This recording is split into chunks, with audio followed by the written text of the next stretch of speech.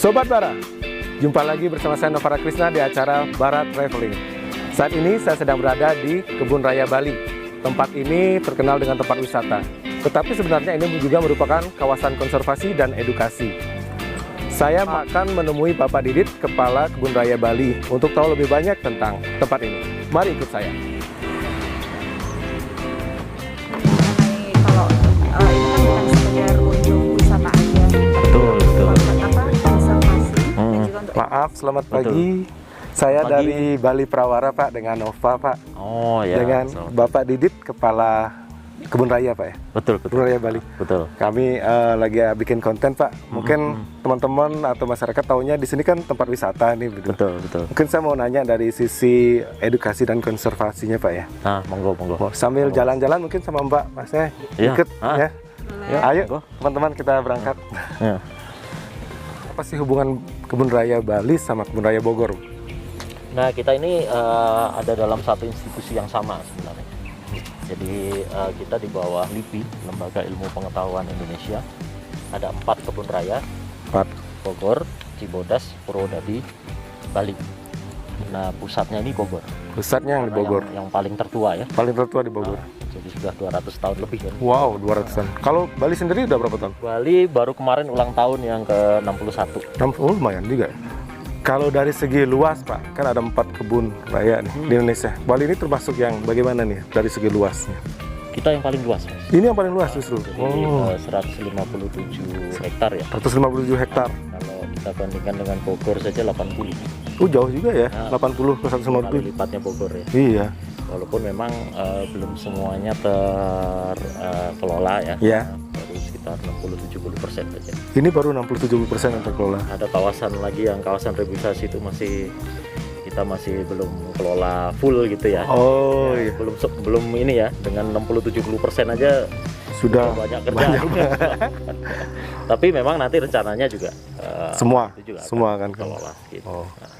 Saya lihat ini kan ada gedung, Pak, yang indoor. Ini masih ditutup, Pak ya. Untuk era new normal ini tidak dibuka untuk masyarakat umum. Betul.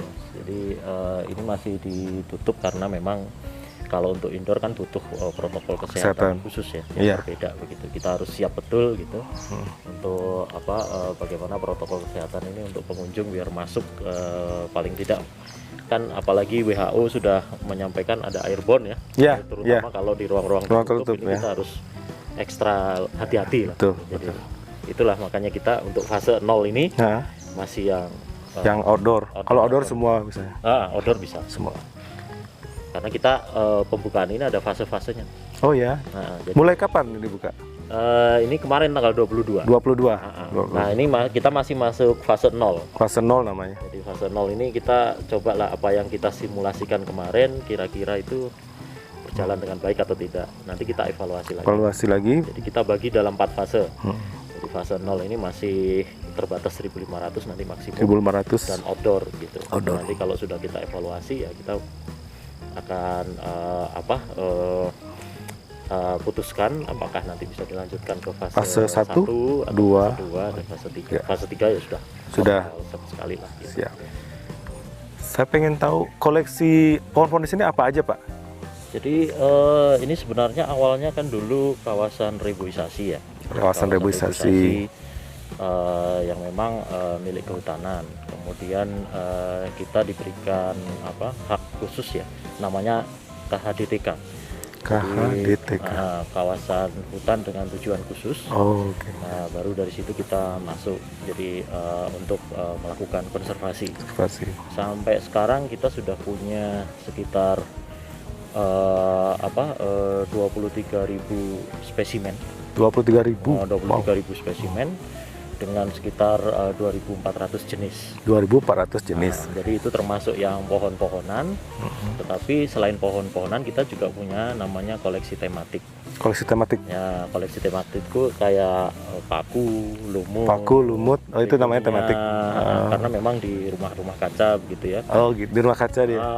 Gitu. Rhododendron, kaktus, dan Kaktus. sebagainya. Jadi itu juga menjadi apa? Itu yang tematik. Itu menjadi apa? Daya tarik itu sendiri. Daya tarik itu buat sendiri buat pengunjung. Anggrek. Anggrek. Gitu. Oh iya, Jadi, ya, anggrek. Jadi tidak hanya pohon-pohonan ini, tapi kita juga punya koleksi-koleksi tematik yang menarik. Gitu. Iya. Yang kita kumpulkan dari hutan-hutan sekitar sini. Oke. Dan memang ada perbedaan. Kalau di Bogor itu adalah untuk dataran rendah basah. Dataran rendah basah Bogor. Kalau Cibodas itu adalah dataran tinggi basah. Dataran tinggi basah Cibodas. Kalau Purwodadi itu adalah dataran rendah kering. Dataran rendah kering Nah, Purwodadi. kalau ini dataran dataran tinggi kering. Dataran tinggi kering termasuk ini, Pak. Oh, Jadi ini khusus sesuai kering. dengan Oh. habitatnya. Gitu. Oke. Jadi biasanya kalau kita ke hutan, kita kumpulkan tanamannya, nah kemudian kita lihat, kita catatkan habitatnya. Nah kemudian baru kita nanti mana yang cocok di Bogor, mana yang cocok, Cocok di Cibodas, mana yang Purwodadi, mana yang Bali. Oh, masing-masing punya ini, Pak. Nah, dan ini semua kita catat, Mas. Iya, Jadi pasti, apa, pasti. Jadi setiap koleksi itu ada KTP-nya lah istilahnya. Oh, gitu. Mulai dia diambil dari mana, Heeh. terus kemudian kita tanam itu di kebun itu kapan, Iya. gitu sampai nanti dia misalnya berbunga, berbuah kapan, sampai dia mati. Ada track recordnya ya. Ada track recordnya. Nah lucunya kalau pohon itu kalau mati itu bisa tumbuh lagi. Oh, gitu. Nah kalau ada keluar tunas lagi, nah, itu bisa tumbuh Oh, lagi. iya. Jadi biasanya kalau mati nggak langsung kita matikan gitu kan catatannya. Iya, iya. Kita lihat dulu kira-kira dia bisa tumbuh lagi atau enggak. Nah gitu. Oh, gitu. Keren banget. Mati bisa tumbuh lagi. Mati bisa tumbuh lagi. Begitu. Jadi ya itulah koleksi-koleksi kita yang kita kumpulkan. Ya tentunya ada beberapa juga jenis-jenis langka ya. Iya. Jadi termasuk yang terancam kepunahan. Terutama kan memang itu kita punya target untuk menyelamatkan tanaman-tanaman yang terancam kepunahan. Tanaman paling langka yang ada di sini, Pak.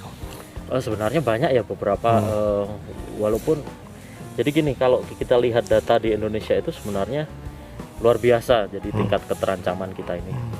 Dan kebun raya ini walaupun memang tadi koleksinya cukup banyak ya, tapi itu bahkan ditambah dengan kebun raya daerah. Jadi kita kan ada juga kebun raya itu ada yang di bawah LIPI, tapi kita juga membina kebun raya daerah yang milik pemerintah daerah. Jadi ada sekitar total itu ada sekitar 41-an. Lumayan banyak. Itu hanya cuma 30% aja. 30% saja. Maksimum itu.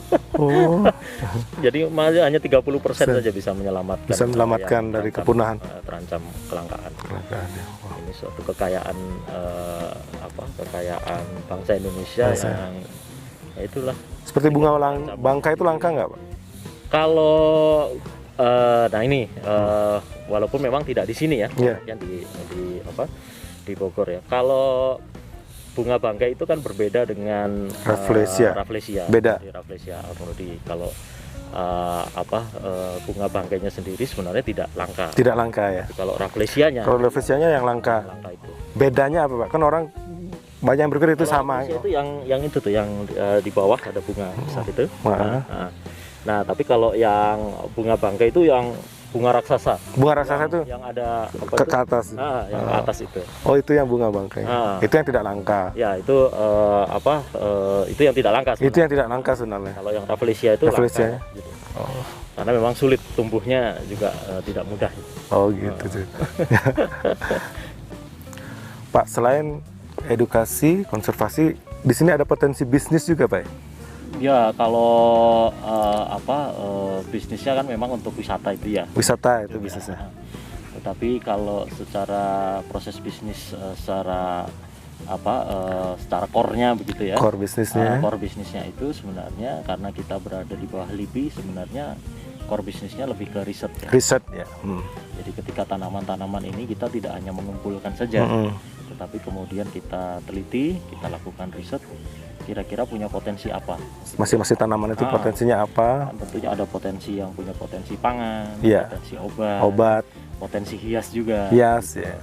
Nah sekarang yang sering dilakukan oleh teman-teman lebih banyak ini sekarang ke potensi hiasnya nih. Potensi hias ya. Ya, di Bikunia itu kemudian disilang-silangkan sehingga kemudian nanti ketemu Varietas varietas yang baru, begitu ya, yang bagus dan itu bisa dikomersilkan. Nah itu baru kemudian nanti kita jual gitu. itu dijual. Oke, Pak. Terakhir nih, apa himbauan atau saran-saran Bapak kepada para pengunjung yang datang ke sini nanti? Ya, kalau yang pertama di tengah kondisi yang seperti ini, saya harapkan pengunjung bisa mengikuti protokol kesehatan yang Itu sudah yang kita utama. siapkan begitu ya, Betul. mengikuti seluruh poin-poin yang sudah kita sosialisasikan untuk pengunjung. Dan yang kedua memang mudah-mudahan pengunjung bisa ikut memelihara ya koleksi-koleksi kita ini, karena ini merupakan koleksi-koleksi yang memang tidak dikumpulkan dengan mudah. Betul. Gitu. Jadi bahkan saya sendiri pernah mas ke Raja Ampat itu, Iya. kita naik sampai ke namanya Gunung Nok itu. Itu gunung batu itu, hanya Batu? untuk mencari anggrek. Untuk mencari anggrek saja harus naik gunung batu. Wah, itu ada hanya cuman batu yang diikat sama akar-akar gitu. Itu Jadi, tugas kantor Pak apa? betul. Tugas kantor Bapak. Memang kita kalau melakukan eksplorasi Seperti seperti itu. itu. Jadi ke pulau-pulau kecil, ke hutan-hutan, ke pedalaman dan seterusnya. Dan medannya itu juga seringkali sangat berat gitu. Iya. Jadi marilah kita ikut menjaga juga, karena memang mengumpulkannya juga bertaruh nyawa ini. Waduh. Jadi tidak hanya menggunakan Tidak mudah anggaran ya, yang tidak besar mudah. gitu, tetapi juga bertaruh nyawa juga bagaimana itu bisa sampai ke sini. Dan akan sangat sayang ya kalau rusak tapi kita belum tahu manfaatnya. Betul. Gitu ya. Betul. Padahal di masa depan itu mungkin manfaatnya luar biasa ya. Siapa tahu itu penyembuh corona nanti Pak. Wah, itu kan sekarang sudah banyak itu iya. beberapa jenis yang diteliti untuk Iya. penyembuhan corona. Ada yang memang terutama kalau sekarang LIPI sendiri akan mengembangkan imunomodulator ya. Jadi untuk meningkatkan imun. Imun. Nah, itu kan jenis-jenis ada jenis-jenis tanaman yang diperlukan itu yang bisa kemudian meningkatkan imun. Nah, jangan sampai manfaatnya kita belum tahu tapi sudah hilang. Sudah hilang. Gitu ya. Jadi makanya itu kenapa kita konservasi di sini biar menjadi objek penelitian begitu. Jadi nanti intinya sih sebenarnya juga memberikan kesempatan bagi para peneliti di luar lembaga LIPI. kebun raya, LIPI. di luar LIPI juga kalau mau neliti nggak usah jauh-jauh. Iya. Jadi bisa kesini Kesini aja. gitu. Jadi ngambil materialnya, di sini aja, nggak usah harus ke mana, ke Mana? Papua, Sudah ada di sini ya. Nah, itu Karena sudah ada di LIPI sini. sendiri sudah ngambil dari Papua gitu ya. Itu untuk memang untuk objek penelitian begitu. Baik pemirsa, kalau mau jalan-jalan, berwisata ke kebun raya, ingat protokol kesehatan, kemudian ikut menjaga lingkungan, jaga kebersihan, juga ikut menjaga pohon-pohon yang ada di sini, jangan diganggu seperti dicoret-coret atau apa. Kita miliki bersama kebun raya ini untuk masa depan Bali dan kita semua. Terima kasih, saya Novara Krisna, sampai jumpa lagi di acara Bara Traveling berikutnya.